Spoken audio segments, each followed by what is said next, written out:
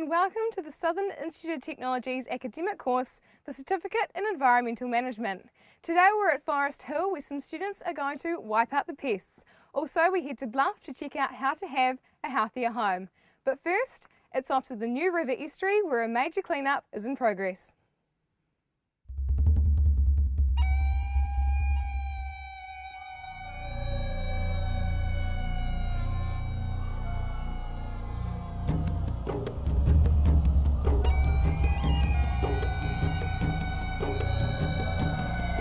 Off and clean up.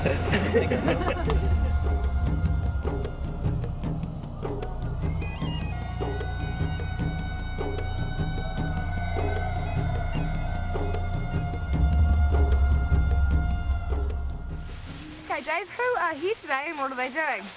The City Council, Invercargill City Council, Environment Southland and our Department of Conservation have all joined forces to help out.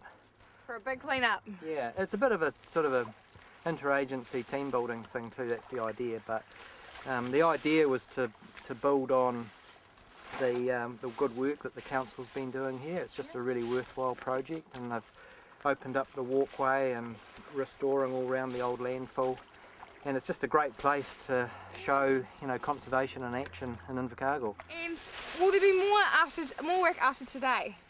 Well, we haven't scratched the surface at this end, so I expect there will need to be, and whether the agencies do it or they invite other groups like schools or clubs to get involved, because it's a really worthwhile project. It's right on our doorstep, and you know, I think it's going to see ongoing community involvement. Yeah. The rubbish that's all around this area, how is it supposedly have got here? Well, some of it you can see it's really quite ancient, and Tom was saying that it's really just been blown out of the original landfill, and it comes from that era. And now that the landfill's closed and it's all managed in a transfer station, that ongoing flow of rubbish into the site won't really be a feature anymore. So this is old, original plastic and bottles and stuff that the wind's picked up and blown into the estuary. Yep, so not just on the land, it'll be in the water as well. Yeah, and you can see down here it's plastic bags well integrated into the mud. Yeah, there's an old sofa over there. I think there's an old fridge that's probably floated in on a high tide. There's all sorts here. And what are the teams doing about getting the rubbish out of the estuary, out of the water? Well, we've been working out as far as we could today, and it is a bit tricky because you start to sink if you stand anywhere too long. But so we've managed to get some, and where there's other bits we might have to use some equipment, like we've got an Argo that goes over swampy ground without sinking, or just identify it and try and get out there with a wee barge or something like that and get it.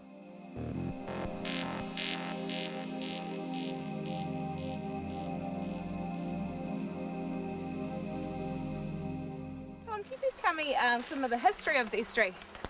Yes, well, the City Council really started dumping here in about 1976, so it's been going for a long time.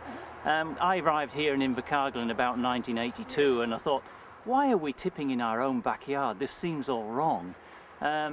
So over a period of time I came up with ideas, and eventually in about 92 we got an interest group together to talk about the future of what we should be doing with our waste. That interest group came up with some really good ideas which, if I'd suggested them to council, perhaps wouldn't have gone through because of the potential cost, but because it had come from the people. It was the people's desire to see the area restored from a landfill and not being used for a landfill anymore, that I was able to put those ideas to council, and council adopted those. So in about 94 we started developing the plans of where we could go for the future and what we were going to do with the site.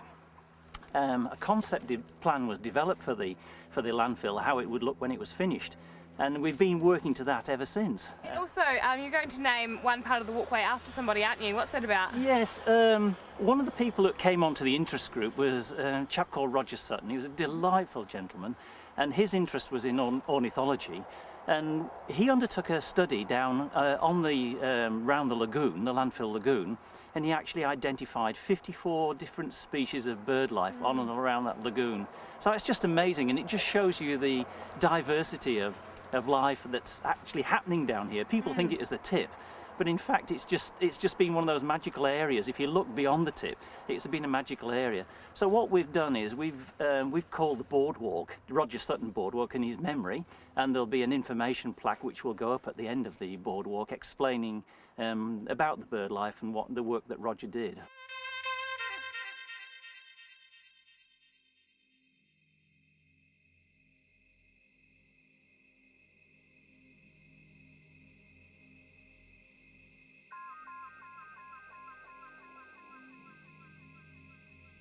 Donna, what is happening with this rubbish? Oh, well, we're taking it up to the top skip to get taken out to landfill. Fantastic. So, what are some of the things you found today? Well, actually, if you have a look, I'm actually quite surprised because we've got a tyre in a tube, we've got chunks of plastic, and actually hard plastic as well. And then, from the look of it, a 20-litre container that's full of rubbish as well. So it's just amazing. I mean, we thought we'd be collecting the light wind-blown plastic, but I mean, this stuff's not at all wind-blown, it's just purposely dumped. What are you using to help collect the rubbish today? Well, we've got bags from the Keep New Zealand Beautiful Trust, and everybody's filling those up, but Tom Greenwood actually found 5 of these wolf badgers, and they're still in relatively good condition, trapped in the trees, so we're actually bulking up the rubbish and then dragging it up to the skip up the top. And have these wolf badgers probably been dumped here as well? Oh, absolutely. I mean, some of them look like they've just been purposely dumped, but wolf badgers are quite heavy, so they can't be windblown or anything. Yeah. Oh, so do you think that maybe people saw the rubbish along the waterway and thought it's an opportunity of some sort to dump their own there? Yeah, I mean, people, they think that it costs a lot to get rid of rubbish, but I mean, we did a clean up on Saturday of the Yodakuni stream. We collected 260 kilos of rubbish, and that's only $30. I mean, it's not that expensive. Yeah, and how much do you think you found today so far? I'd hate to think, but easily over 200-300 kilos. Wow. Overall, how much do you think is around? Probably a couple of tons.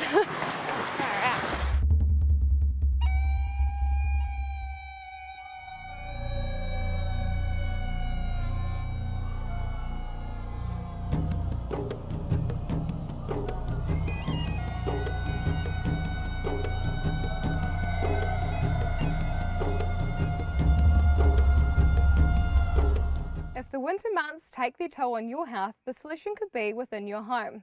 One Bluff Group has been proactive to help local residents improve both their home and their health. Amy, can you please tell me about the Bluff Healthy Home Scheme? Okay, we launched the project in November of 2005, but prior to that it took probably 18 months of planning and applying for funding and things like that for us to get going. Our main motivation for this project was the health of the Bluff community. Bluff's got a high incidence of respiratory, eczema and cancer illness. So we wanted to do a research project on, you know, some of the major factors that may contribute to that. Amy, what research is involved with the project? In line with Stacey's education, he has 2 home visits with the homeowners pre-retrofit, so that is before their home is insulated, and 2 visits post-retrofit. And it's a series of surveys and questionnaires, and we ask for their copies of their electricity bills and things like that, just so that we can gauge any differences or changes in their home environment and in their health and in financial factors before their home is insulated and after. Okay, so you work for River Research and Development. Yes. Was that started for Bluff Healthy Homes, or was it already in place? No, it was already in place. We were doing a whole variety of research projects on the oysters, on oral history data, archiving, a whole range of research, but Bluff Healthy Homes to date is our biggest project, but we still do quite a few other research projects in line with that. And at the moment, how many homes in Bluff have you worked on? We have insulated approximately 360 homes in Bluff. Our target is to insulate all of Bluff. There are 800 homes, so we are well into year 2, and yeah, we are still going to continue with the plan to insulate them all. Yep. And how is the project funded? Our main funders are ECA, the Energy Efficiency Conservation Authority. They are a subsidiary of the Ministry for the Environment. And then our next major contributor is Rio Tinto, NZAS, Tiwai Kamelco, just over the way. They've been a huge support with employment matters, legal things, accountancy. Health and safety has been a huge bonus for us. They've just been an amazing support.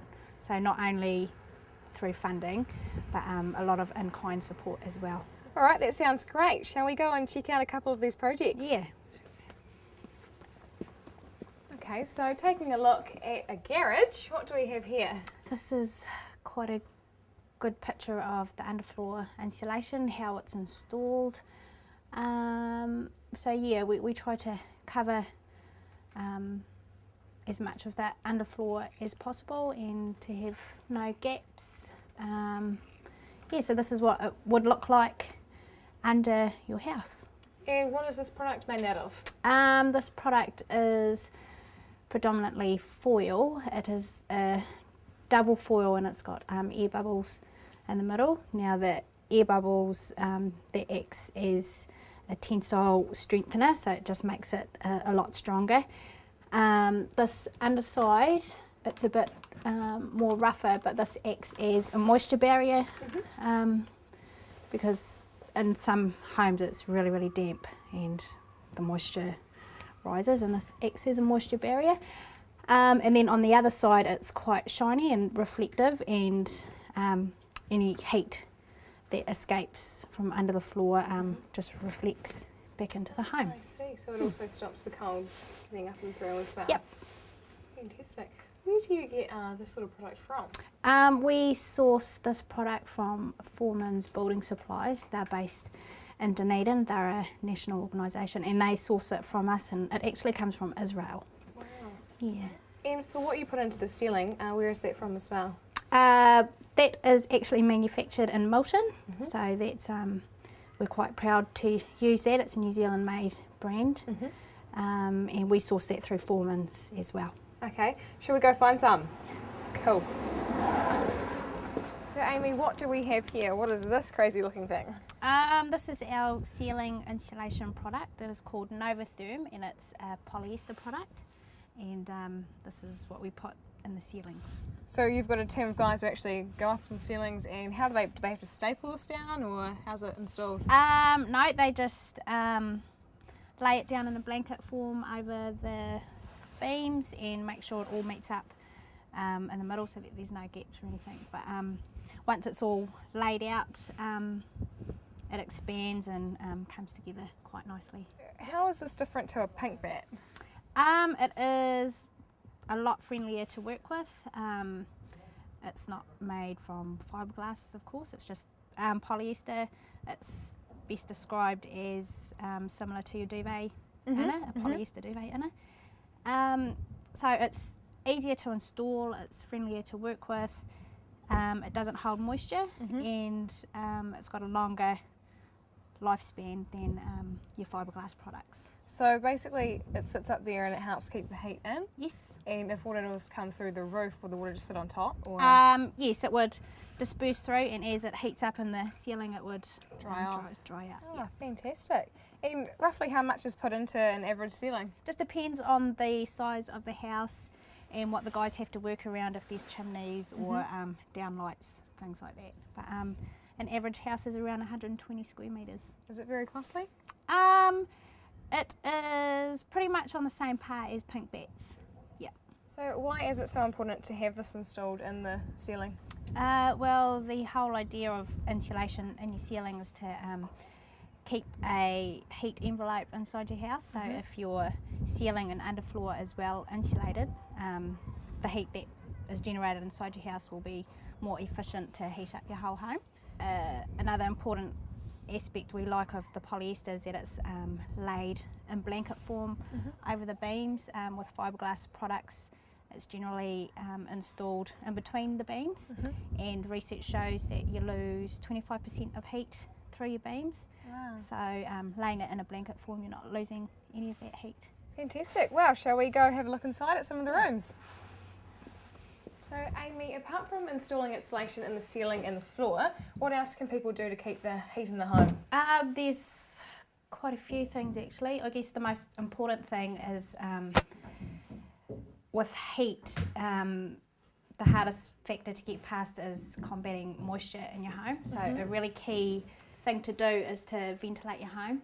So even if you just leave your window open, just the tiniest bit will help ventilate the air in your home, and the moisture can get out, so need to get out. Yeah, there's quite a few people that believe, if you close up the house and keep the heat in, it'll be more energy efficient and warmer.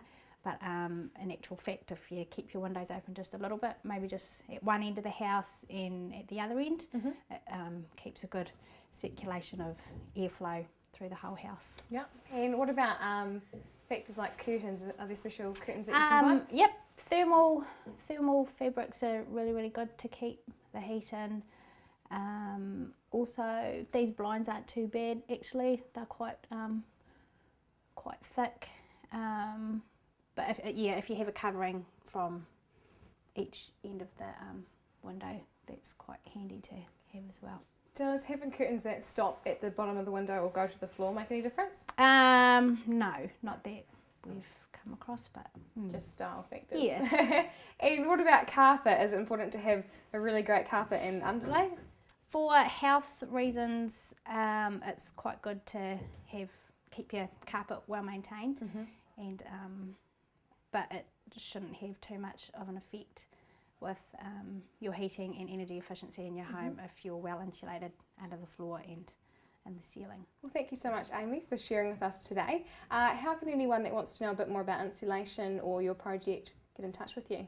Our telephone number is 0321260022, or you can email us at research@awarua.org.nz. Yep.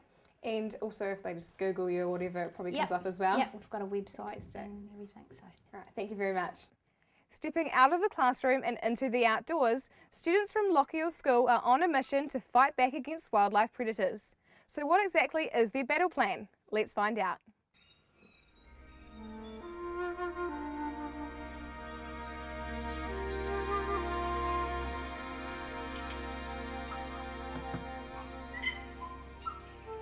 What involvement does Lochiel School have up here at Forest Hill? Well, we've been approached by DOC as part of a pilot program throughout New Zealand to work in liaison with them on a project, and Forest Hill being just up the road from our school. The idea is that we're going to create a pest-free environment and predator-free for the native birds of the area. Cool. And what is Lochiel School's vision for the future? Our vision for the future up here is that it will be a environment where birds can multiply and be safe, and that the people from the area, from Lochiel and in the Invercargill area, can come and see a natural native podocop bush. Okay, so what's going to happen, boys and girls, is through here we're going to have there's going to be a line going up here through the bush, and on that line there'll be those yellow tunnels like we saw at Stewart Island. Okay, and there's going to be 10 of them placed strategically along the line. How did Lochiel School kickstart this project, and what are you doing to monitor it? At Deep Cove last year, we were talking with Doc Teresa Jackson about pests and predators, and she had mentioned then that there might be a project coming up, and we said if there was, we'd love to be involved. We're an Enviro school, and through that liaison, we were approached, and Leanne Keenan has been working with us, setting everything in place. We're due to start next term with laying bait trails and monitoring pests on a monthly basis to identify exactly what pests are up here and where they are.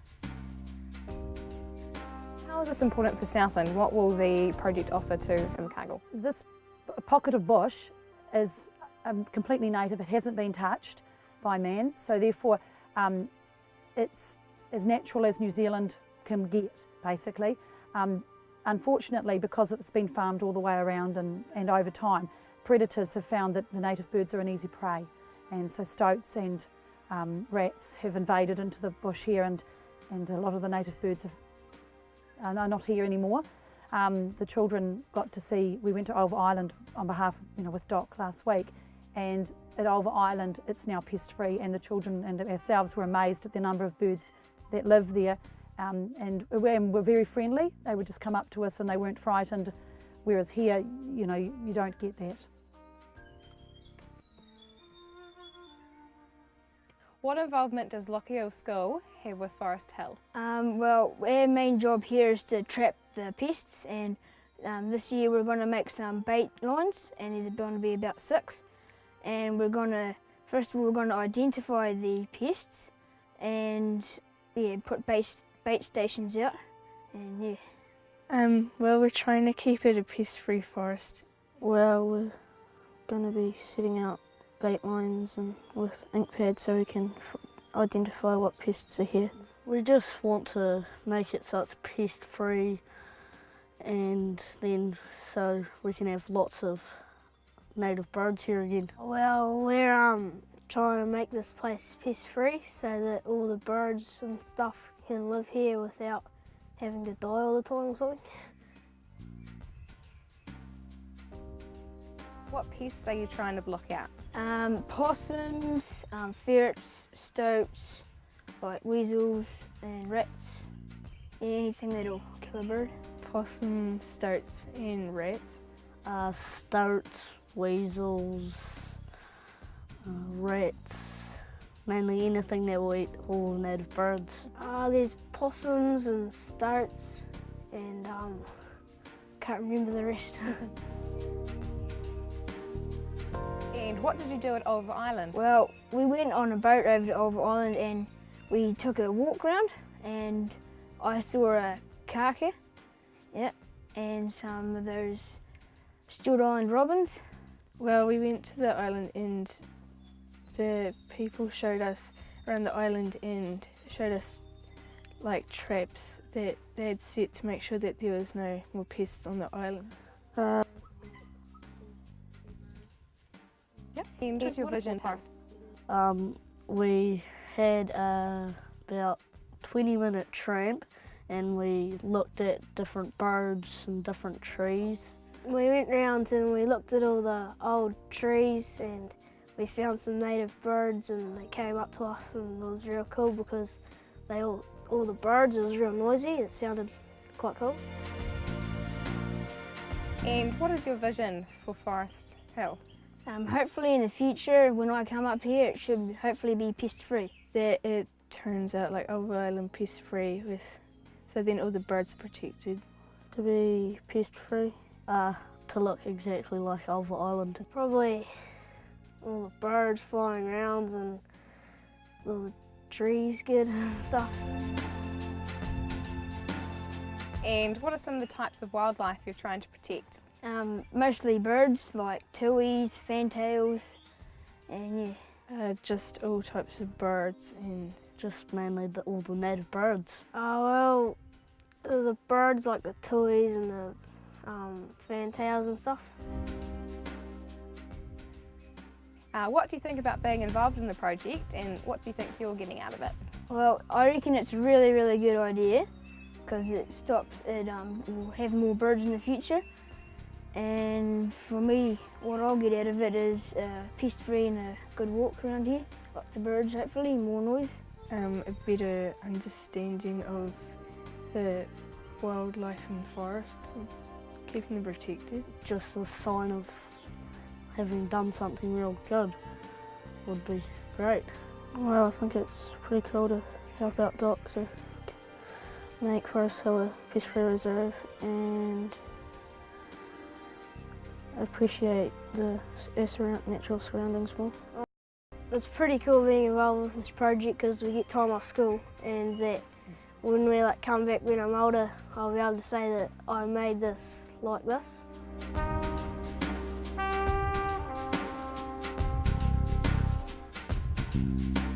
Thanks for joining us today. We hope you've enjoyed the show. If you would like more information on the Certificate in Environmental Management, please call 0800 SIT to learn. We'll see you next time.